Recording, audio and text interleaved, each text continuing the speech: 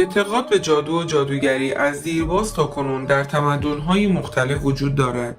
کشور ما ایران نیز از این موضوع مستثنا نیست و حتی گفته می شود در طول تاریخ ایران مهد تمدن جادو و جادوگری بوده. لطفاً قبل از تماشای این ویدیو کانال ما را سابسکرایب کنید و برای حمایت از ما زنگوله را فعال کنید تا از ویدیوهای بعدی ما با خبر شوید.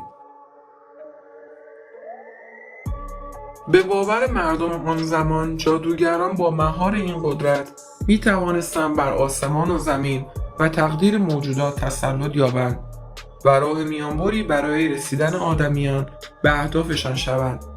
این افراد که گاهی این قدرت را در خانواده و طایفه خود به ارث می‌گذاشتند یا شاه بودند یا یک پیشوای دینی و گاهی هم هر دو. در کتب باستانی آمده آنجا که ایزدان و خدایان بسیار دور و غیر قابل دسترس می شدند یا زمانی که هدیه‌ها و قربانیان از جانب آنها مورد قبول واقع نمی شد، دسته از جادوگران راهگشای مردمان می شدند و واژه جادو در فارسی به معنی سحر و جادوگری است که از واژه جادو در فارسی میانه گرفته شده است.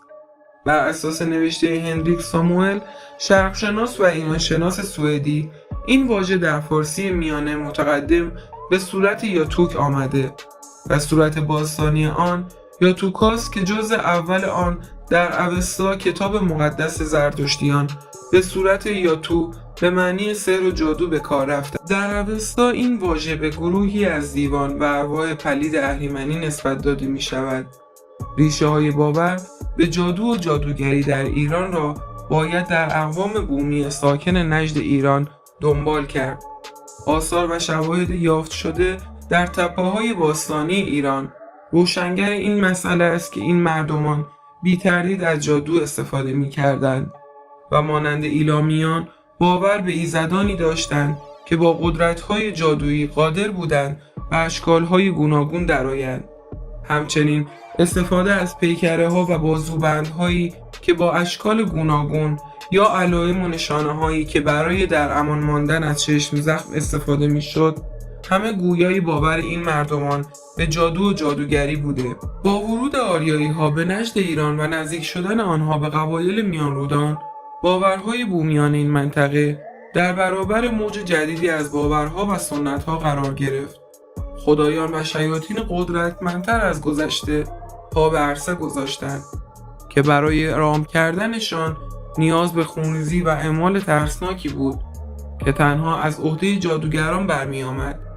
آیین زرتشتی هرچند باعث اصلاح جادوگران شد، اما نتوانست جهان معنوی را کاملا از وجود این دیوان و اهریمنان پاک کند و اوستا کتاب دینی ایرانیان زرتشتی تبدیل به بهترین منبع برای شناخت باورهای ایرانیان مزدایی درباره جادو و جادوگری شد.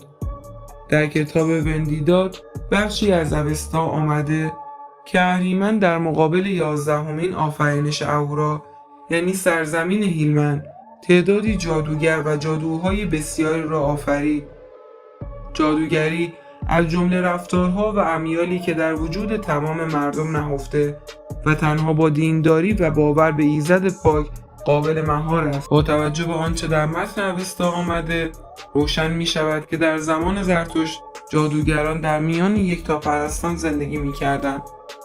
با وجود آنکه باورهای خود را داشتند اما تظاهر به دینداری و پایبندی به آیین مزدایی می کردند. در نظر ایرانیان باستان جادو و جادوگران بر دین اهریمن بودند و جادوگری از گناهان بسیار بزرگ بود. بر همین اساس است که می‌بینیم در کتاب روایت پهلوی ساسانی که از دوره ساسانیان به جا مانده است آمده دومین گناه که پس از قتل فرد لایق مرگ است جادوگری است. با اینکه باور بر این بود که جادوگران اسب‌های اهریمن هستند که گاهی برای درمان بیماری‌ها از وجود آنان استفاده می‌شد. برای مثال شخصی به اسم سترک که ماهرترین درمانگر بود جادوگری بود که با داروهای گیاهی آشنایی داشت و بیماران را درمان می‌کرد. با این وجود مذهب آیین زرتشتی با کمک ایزدان برای نابودی اهریمنان تلاش می‌کردند. در بخشی از اوستا این مقابله اینگونه تصور شده که یک مقام مذهبی با خواندن نام ایزد شیاری بر زمین می‌کشد تا به وسیله آن خود را از دیوان شیاطین پنهان کند. آنگاه که آن مقام مذهبی در 3 نوبت و به ترتیب 3، 6 و 9 شیار بر روی زمین می‌کشد و در هر نوبت 3، 6 و 9 با نام کسی را که می‌خواهد از او محافظت کند به زبان می‌آورد و سپس با خواندن دعا به ایزدان پناه می‌برد و آنجاست که در میان آن شیارها دست به نابودی جادو می‌زند. همچنین باید گفت بعدها در قرون وسطی زمانی که سوزاندن جادوگران تبدیل به مراسم آیینی شده بود، از همین روش برای دور ماندن شیاطین استفاده می‌کرد. اینجاست که می‌توان به مهم بودن اعداد 3، 6 و 9 پی برد و حتی نیکولا تسلا گفته بود اگر کسی به راز این اعداد پی ببرد دیگر هیچ چیزی برای او غیر ممکن نخواهد بود. و اما در ادامه در کتب باستانی آمده زرتشت پیامبر خود زمانی متهم به جادوگری شد و مردم مدعی شدند در خانه او نشانه‌هایی از جادو یافتند، چیزهایی مانند مو، ناخن، استخوان مردگان و البته بدن مرده انسان. این موارد از دید ایرانیان باستان بسیار ناپاک است، به ویژه بدن مرده انسان، چرا که باور آنها این است که اجساد می توانند ارواح شرور را به خود جذب کنند و دوباره زنده شوند. از آنجایی که مجازات این کار بسیار شدید است، زرتشت پیامبر را دستگیر کردند و او را محکوم به اعدام کردند. درست هنگامی که زرتشت در خطر از دست دادن جانش بود، اسب پادشاه ناگهان دچار بیماری عجیبی شد و دست و پاهایش در بدنش فرو رفت. زرتشت پیامبر اعلام می کند که اگر او را آزاد کنند اسب را درمان می کند.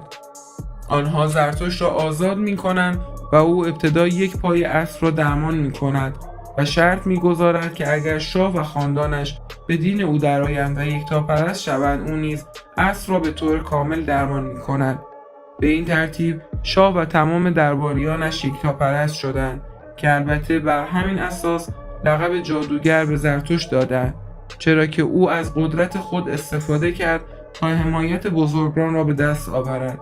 و اما جدا از جادوگرانی که در اوستا و دیگر کتب مذهبی به عنوان دستیاران و پرستنده های اهریمن از آنها یاد می شود، گروهی دیگر از ستاره شناسان و درمانگران هم به عنوان جادوگر شناخته می شدند. این افراد جادوگر سفید بودند که جادویشان بسیار برای درباریان مهم و حیاتی بود، به ویژه طالبینان و خوابگزاران در مطالعه اوستا و بازبینی داستان‌های شاهنامه در می‌یابیم که جادو در هر سو وجود داشته، هم در سوی خیر و هم در سوی شر. همچنین در این کتاب تعدادی از جادوگران نام برده می‌شود که در ادامه آنها را بازگو می‌کنیم. پادشاه اساطیری ایران فریدون به عنوان یک جادوگر درمانگر شناخته می‌شد که می‌تواند در مقابل ماران مقاومت کند. او خاصیت گیاهان را می‌دانست و از ترکیب آنها معجون‌های شفابخش می‌ساخت. اینجا بود که جادو با قدرت آمیخته شد تا او بتواند ضحاک ماردوش را شکست دهد، که البته این نوع از جادو را می‌توان در داستان سیمرغ و زال هم دید. در این داستان سیمرغ جادوگری داناست که بر تمام افسون‌ها و نیرنگ‌ها آگاه است. او از سوی درمانگر نیز هست و هرگز به دلیل انجام جادو مورد سرزنش قرار نمی‌گیرد. همچنین در اوستا در برخی از متون باستانی فهرستی از جادوگران معروف وجود دارد که با آن دسته از جادوگران سفید متفاوتند. بیش از این هم اشاره کردیم وقتی اهورامزدا 11مین سرزمین یعنی هیلمن را در سیستان آفرید، اهریمن نیز جادوگران را پدید آورد که با جادوی برف، تگرگ، ملخ، عنکبوت را بر سر این سرزمین بریزند و بر اساس همین روایت است که این سرزمین در نظر زرتشتیان دارای بیشترین جادوگران بوده. همچنین در کتاب شهرستان‌های ایرانشهر که نوشته به زبان فارسی میانه و مربوط به پایان دوره ساسانی است آمده. جادوگری به نام بابل که در دوران فرمانروایی جمشیدشاه زندگی میکرد طلسمی به کار برد و با استفاده از آن مانع از حرکت عطارد شد و بعد با همان طلسم تمامی آسمان را که شامل 7 سیاره و برج‌های 12 گانه و فلک الافلاک بود را همزمان به مردم نشان داد. آنگاه مردم از قدرتش ترسیدند و او را پذیرفتند و اینگونه بود که شهر بابل ساخته شد. ویدرفش که به نام بیدرفش جادو هم معروف است، از جادوگران سیاه ارجاس پادشاه توران بود. او نماینده ارجاس بود تا به دربار گشتاسه پادشاه ایران که حامی زرتشت بود برود و او را از پذیرفتن دین جدید منصرف کند. رد این خواسته از سوی گشتاسه مقدمه جنگ را فراهم می آورد. در این جنگ زریر که برادر گشتاسه بود با جادوی بیدرفش کشته می شود و در ادامه بیدرفش به دست اسفندیار پسر گشتاسه به قتل می رسد. ملکوس جادوگری اهریمنی که در پایان اولین هزاره‌ای از عمر جهان پدیدار شد، او باران سهمگینی به نام ملکوسیان را به همراه برف و تگرگ بر زمین می‌ریزد و باعث مرگ بسیاری از مردم می‌شود. اما این واقعه از قبل به وسیله اهورامزدا به جمشیدشاه اطلاع داده شد تا او جایی را بسازد که از گیاهان و حیوانات و انسانها محافظت کنند. یکی دیگر از جادوگران ایرانی به نام اخذجادو شهرت دارد. زمانی اخذجادو با سپاهی 70,000 نفر که متشکل از دیوان جادوگران بدتینت بود وارد شهری می شود و می گوید اگر کودکی که هنوز 10 ساله نشده نتواند به معماهای او پاسخ بدهد، شهر و تمام ساکنانش را نابود می کند. پسری به نام یوجت فریان حاضر می شود تا این مسابقه را انجام دهد، به شرطی که اگر توانست به پرسش‌های اخذ پاسخ دهد، اخذ هم باید به 3 پرسش او پاسخ دهد و اگر نتواند کشته می شود.